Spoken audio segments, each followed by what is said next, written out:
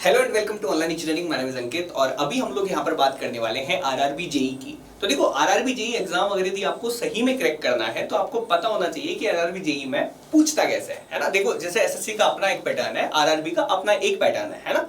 इसके अंदर यहाँ पर ऑब्वियस बात है कि पहला जो सीबीटी 1 लगने वाला है वो थोड़ा सा हो सकता है, जो टेक्निकल वाले स्टूडेंट्स हैं उनको थोड़ा सा टफ लग सकता है, क्योंकि क्या होता है कि सीबीटी 1 के अंदर पूरा पूरा नॉन टेक है और अभी आप लोगों का हाथ नॉन टेक के अंदर उतना परफेक्ट नहीं होगा, क्योंकि एसएससी के लिए जब हम लोग पढ़ते हैं ना तो हम उतना ज्यादा डीपली चीजों को नहीं पढ़ते हैं, ऊपर ऊपर से देख लेते हैं।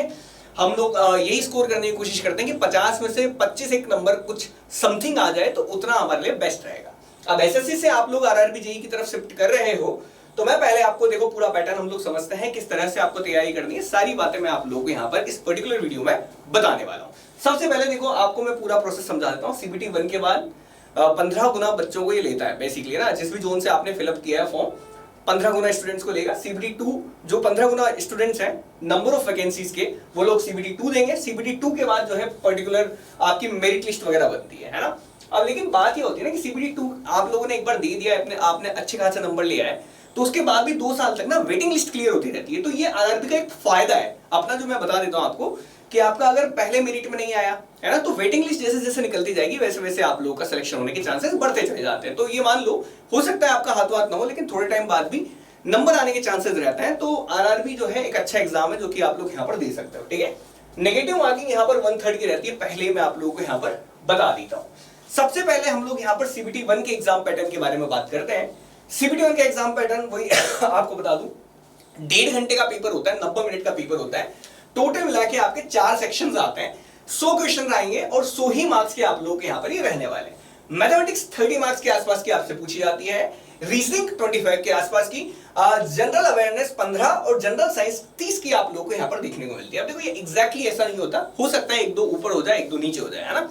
ऐसे कंफर्म नहीं है कि इतना ही मिलेगा आपको, हो सकता है कभी कुछ क्वेश्चन ज्यादा हो गए कुछ क्वेश्चन कम हो गए, लेकिन लगभग जो है नंबर ऑफ क्वेश्चंस इसी पैटर्न में आपको यहाँ पर जनरली देखने को मिलते हैं। अब अगर मैं सीबीटी 1 के सिलेबस को डिटेल में डिस्क्राइब करूं, है ना, वैसे तो सामने आप लोगों के सामने लगा हुआ है, आप लोग देख भी सकते हो आराम से। तो यहाँ पर आप लोग याद रखना मैथमेटिक्स के अंदर ना, यहाँ पर देखो जो नंबर सिस्टम बॉड मास वगैरह जो आप लोग पढ़ते आए हैं, एलएसएम हो गया आपका, सॉरी एलसीएम हो गया, एचसीएफ हो गया, रेशियो प्रोपोर्शन हो गया, परसेंटेज हो गया, मेंसुरेशन हो गया, टाइम वर्क, टाइम डिस्टेंस, है ना। तो अरिथमेटिक का पार्ट आता ही आता है। इसके साथ साथ याद रखना कि ये वाला पार्ट भी आपको यहाँ पर पढ़ना है। देखो अच्छे खासे सवाल थे, अगर आप प्रीवियस ईयर वाले पेपर देखोगे तो वहां पर आपको थोड़ी बहुत ज्योमेट्री और ट्रिगोनोमेट्री के क्वेश्चन भी आपको देखने को मिल जाते हैं, है ना। तो इनको थोड़ा सा आप लोग यहाँ पर सीरियस होकर ले लेना। थोड़ा सा जो क्वेश्चन है ज्योमेट्री के रिगार्डिंग वो आप लोगों से यहाँ पर जनरली बेसिकली ये पूछ लेता है। तो आप लोग अरिथमेटिक वाला पार्ट तो करेंगे, थोड़ा सा एडवांस लेवल पे जाके थोड़ा ज्योमेट्री और ट्रिगोनोमेट्री को भी आप लोग यहाँ पर अच्छे से रीड कर लेना, है ना। और इसके अलावा हम लोग यहाँ पर बात करें रीजनिंग की, तो रीजनिंग यहाँ पर देखो बिल्कुल वैसी ही है जैसे आप लोग यहाँ पर एसएससी में देते हैं। यहाँ पर बहुत ज्यादा आप लोगों को यहाँ पर अलग से नहीं देखने को मिलेगा ना, लगभग सेम सी रीजनिंग होती है।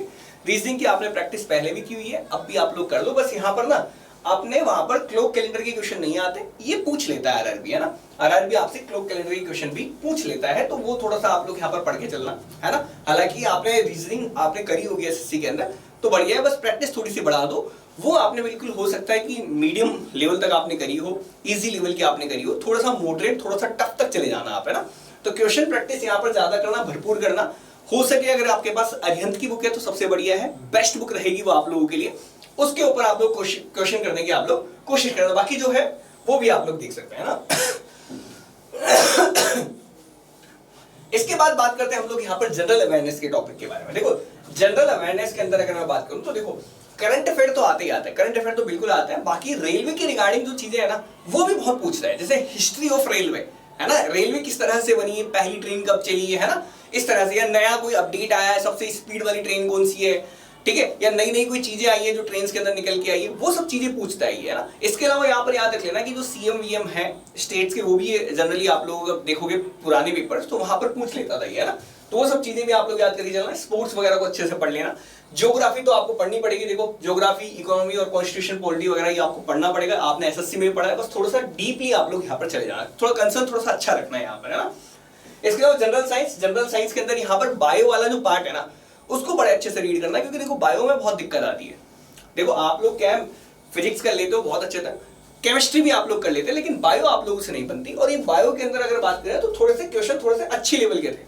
अगर आप पिछली बार वाला पेपर देखें तो उससे अच्छा ही पेपर आने वाला है इस बार, ऐसा मैं उम्मीद लगा के बोल रहा हूँ आप लोगों से। तो जनरल साइंस थोड़ा सा अच्छे से करना भैया ना, क्योंकि जनरल साइंस में बायो के सवाल जो थे वो थोड़े से अच्छे लेवल के थे, और जो इवन फिजिक्स के सवाल थे ना वो भी थोड़े न्यूमेरिकल बेस्ड थे, हल्का सा न्यूमेरिकल दे देगा, छोटा सा न्यूमेरिकल दे देगा, तो वो भी आप लोग थोड़ी सी आदत डाल लो। एसएससी में जनरली न्यूमेरिकल नहीं देता है जनरल साइंस वाले टॉपिक से, है ना। यहाँ पर लेकिन फिजिक्स के थोड़े बहुत न्यूमेरिकल आ जाएंगे, थोड़े बहुत आप लोगों से केमिस्ट्री में कुछ पूछ लेगा, और यहाँ पर भी आप लोग देखोगे जनरल साइंस में बायो में, तो बायो में भी ऐसे ऐसी टर्म्स दे देता है ये जो आपने आसानी से नहीं पढ़ी होती है ना। बाकी मैं आपको पूरा पैटर्न बता देता हूँ, जनरल अवेयरनेस का टोटल वेटेज कितना रहता है। जैसे कि हिस्ट्री देखोगे तो 2-3 नंबर की आपको देखने को मिलती है, कम ही वेटेज है हिस्ट्री का। इस हिस्ट्री में के अलावा ज्योग्राफी देखो, ज्योग्राफी यहाँ पर थोड़ी कम आती है। ज्योग्राफी अगर आप देखोगे जनरली तो आप लोगों को यहाँ पर एसएससी में ज्यादा ज्योग्राफी पूछता था, है ना। यहाँ पर ज्योग्राफी नहीं पूछता, यहाँ पर ज्यादा जो पूछता है वो पूछता है आप लोगों से ये करंट अफेयर, है ना। करंट अफेयर हो गया, पॉलिटी वाला पार्ट हो गया, आप लोगों से कोई स्पोर्ट्स वगैरह पूछ लेगा, इवेंट्स वगैरह कोई हो रहे हैं जो मिसलेनियस के अंदर आप लोगों को यहाँ पर लिख दिया उसके अंदर कवर कर लेता है ना। तो ये चीजें ज्यादा पूछता है, ज्योग्राफी थोड़ी कम पूछता है, बट बेसिकली पढ़नी तो पड़ेगी, आप नहीं जानते कब पैटर्न जो है ऊपर नीचे आ जाए, है ना। ये पिछली बार के हिसाब से मैं एनालिसिस आप लोगों को यहाँ पर बता रहा हूँ। इसके अलावा देखो आप बायोलॉजी देखो 8 से 10 मार्क्स के क्वेश्चन आते हैं, ऐसा नहीं है हर शिफ्ट का एवरेज लगाया है हमने, है ना। किसी शिफ्ट में बायोलॉजी के ज्यादा क्वेश्चन थे, किसी शिफ्ट में फिजिक्स के ज्यादा थे, किसी में केमिस्ट्री के ज्यादा थे, है ना। तो ऐसा भी होता है कि जैसे मान लो आप पेपर देने जा रहे हो, आपकी हो सकता है कि आप जो पेपर देने जा रहे हो उसमें केमिस्ट्री ज्यादा पूछ ली, ये दोनों के पार्ट नहीं थे, है ना। तो ऐसा होता है भाई, ऐसा मत मान के चलना कि एग्जैक्टली जो लिखा हुआ है वही वेटेज रहेगा, थोड़ा बहुत वेरिएशन आपको यहाँ पर देखने को मिल जाता है ना। तो रेलवे वाले सवालों में या रेलवे वाले जो पेपर्स आप लोग देते हो उसके अंदर एग्जैक्ट कुछ नहीं होता, चीजें ऊपर नीचे होती रहती है। तो आपको ये वाला पार्ट ही बड़े अच्छे तरीके से करना है। बुक्स आप लोग देखो तो आप लोग स्पीडी को आप लोग बिल्कुल रिकमेंड कर सकते हो, कोई दिक्कत नहीं, करंट अफेयर्स वगैरह टॉपिक के लिए। बाकी जहां से आप लोगों ने पहले पढ़ रखी है हिस्ट्री वगैरह देखो पहले कहीं से पढ़ी होगी आप लोगों ने, वहां से देख लेना, है ना। बाकी जो है जितनी प्रैक्टिस करोगे क्वेश्चंस की, देखो क्वेश्चन प्रैक्टिस बहुत जरूरी है। क्वेश्चन प्रैक्टिस इस वाले पार्ट में आप लोगों को बहुत जरूरी है, क्योंकि एसएससी के लिए आप अलग तरह से पढ़ते हो, यहाँ थोड़ा न्यूमेरिकल पूछता है ना। तो थोड़ा सा वो आप लोग ध्यान रख के चलना कि भाई जैसे इक्वेशन बनेगी तो किस तरह से बनेगी, है ना। तो वो इस तरह के सवाल थोड़ी ज्यादा लाता है ना। इसके बाद बात करें हम लोग यहाँ पर आगे की तरफ कि सर देखो मैथमेटिक्स आएगी तो मैथमेटिक्स में क्या ज्यादा आता है। देखो मैथमेटिक्स में मैं जैसा आप लोगों से पहले ही बोल चुका हूँ कि मैथमेटिक्स देखोगे तो वहां पर आपको देखो ये ट्रिगोनोमेट्री वगैरह के भी कुछ क्वेश्चंस देखने को मिलते हैं। तो ऐसा नहीं है कि प्रैक्टिस नहीं करनी है, ज्योमेट्री ट्रिगोनोमेट्री से तो प्रैक्टिस करनी है। बाकी देखो सिंप्लीफिकेशन, नंबर सिस्टम, ये ऑब्वियस बात है सबसे ज्यादा पूछा जाता है आरआरबी के अंदर, ये तो पूछा ही जाता है नंबर सिस्टम, और ये सब बिल्कुल आप लोग पढ़ते होंगे मैथमेटिक्स, तो उसके अंदर बहुत ज्यादा बड़ा टॉपिक है। अगर आप कहें तो इजी टॉपिक नहीं है नंबर सिस्टम, करना पड़ेगा लेकिन ना। Time and work, percentage, average, LCM, HCF, आपको आगे सब दिख रहा है। टाइम डिस्टेंस, है ना। देखो टाइम एंड वर्क अलग है, टाइम डिस्टेंस अलग है ना। टाइम डिस्टेंस अलग है, तो ये दोनों से भी आप लोगों से काफी सारे सवाल आप लोगों से पूछता है। ट्रिगोनोमेट्री बिल्कुल करनी है, स्टैटिस्टिक्स से एक साथ ही सवाल आता है, एक क्वेश्चन आ गया उसमें से 3-4 लिंक करके क्वेश्चन पूछ लेगा आप लोगों से, है ना। याद करके चलना। रीजनिंग के टॉपिक्स वही है आप लोगों के, बस यहाँ पर क्लॉक कैलेंडर जो है ये आप थोड़ा सा पढ़ लेना। एसएससी में आने बंद हो गए लेकिन रेलवे बिल्कुल पूछेगा, है ना। तो ये याद करके चलना, बाकी सब तो सेम है, बट ये थोड़ा सा आप लोग यहाँ पर ध्यान करके चलना। ये वाले टॉपिक्स भी आप लोग थोड़े से अच्छे से कवर कर लेना, है ना। बाकी देखो सीबीटी 2 पे आ जाते हैं। सीबीटी 2 क्यों बोल रहा हूँ, क्योंकि देखो सीबीटी 1 की अभी डेट नहीं आई है ना। सीबीटी 1 सीबीटी 2 के बीच में कितना गैप मिलेगा नहीं मिलेगा, किस फास्ट फॉरवर्ड मोड पे आप लोगों का काम चलेगा आपको नहीं पता, है ना। तो सीबीटी 2 अब ऑब्वियस बात है आपका एम ऐसा है सिलेक्शन लेना, मैंने बोला क्रैक करना है आपको, है ना। तो ऐसा नहीं है कि आपको टेक्निकल बिल्कुल छोड़ देना है, सर मैं सिर्फ नॉन टेक पढ़ूंगा, नहीं। आप नॉन टेक्निकल को ज्यादा समय दो, लेकिन दिन में अगर यदि आप लोग 2 घंटे, देखो ऑब्वियस बात है मैं मान के चल रहा हूँ आरआरबी जेईई के लिए आप 10 घंटे या 8 घंटे की स्टडी कर रहे होंगे आराम से, है ना। भाई देखो इतना तो मिनिमम रिक्वायरमेंट है एग्जाम की, 8 से 10 घंटे, है ना। क्योंकि नॉन टेक्निकल में मोस्टली स्टूडेंट्स का हाथ जो है थोड़ा सा डाउन ही मानता हूं मैं, ना। तो आप लोग ऐसा नहीं है टेक्निकल को बिल्कुल छोड़ दो, क्योंकि देखो अगर आपने आज टेक्निकल छोड़ा ना, दोबारा टेक्निकल उठाओगे ना थोड़ी दिक्कत आती है। देखो आज आपने एसएससी के लिए पढ़ा है, फिर से आप लोग क्या करेंगे 6-8 महीने के लिए आप लोग छोड़ के बैठ गए क्योंकि आरआरबी की डेट नहीं आई है ना। फिर आप लोग यहाँ पर सीबीटी 1 निकलेगा, फिर रिजल्ट आएगा, फिर तब तक तो क्या होगा बहुत डिले हो चुका होगा आप लोगों के लिए, ना। तो मान के चलना कि देखो यहाँ पर आप लोगों को सीबीटी 2 के अंदर टेक्निकल वाले पार्ट को नहीं छोड़ना है बिल्कुल भी, क्योंकि देखो टेक्निकल आपका 100 मार्क्स का आएगा। इसके अलावा देखो एनवायरमेंट आएगा, कंप्यूटर आएगा, फिजिक्स केमिस्ट्री आएगी, जनरल अवेयरनेस, ये दोनों तो आप लोग सीबीटी 1 में भी कर चुके होंगे तैयारी। ये मान लेता हूँ ये इतना ज्यादा इंपॉर्टेंट नहीं है, ये आप लोग एंड टाइम पे भी कर सकते हो, है ना। लेकिन जो टेक्निकल है ना, जिसके आप लोगों के यहाँ पर 100 क्वेश्चन आएंगे और 100 मार्क्स के आएंगे, ये आपके बहुत इंपॉर्टेंट है ना। तो टेक्निकल वालों को अभी से छोड़ते हुए मत चलना, दिन में 2 घंटे दे देना, बाकी 6-7 घंटे 8 घंटे आप लोग बिल्कुल प्रॉपर तरीके से आप लोग यहाँ पर नोटे कभी पढ़ते रहो, है ना, क्योंकि अभी एग्जाम डेट नहीं है ये।